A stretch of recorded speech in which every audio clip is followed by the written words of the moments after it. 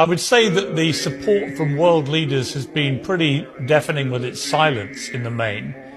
Do you wish you'd had more vocal support from maybe the British Prime Minister Rishi Sunak, the American President Joe Biden? Would that be helpful? Look, Piers, in my 3.5 years as Prime Minister, I discovered one thing, that this morality and the so-called Western values about democracy, constitutionalism, rule of law, fundamental rights, against custodial torture, all that is happening in Pakistan today. Yet, I think the interests of the powers, Britain, the US, I think they are more aligned with our military.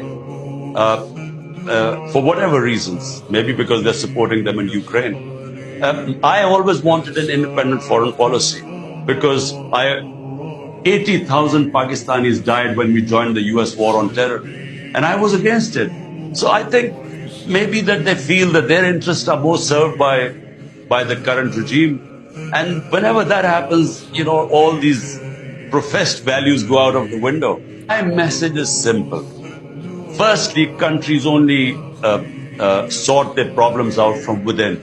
But the professed values of United States and United Kingdom, I repeat, is democracy, is fundamental rights, rule of law.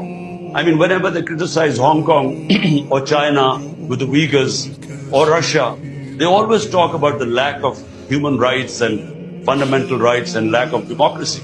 But here's one standing for democracy, and all these values are being violated, yet not a word from them.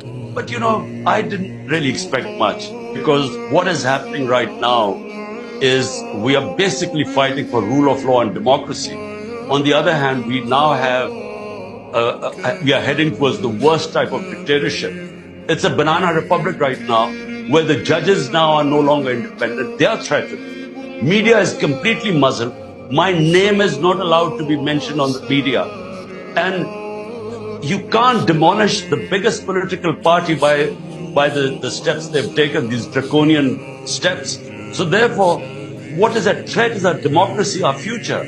So there's no, this has been one of the most toughest years of my life.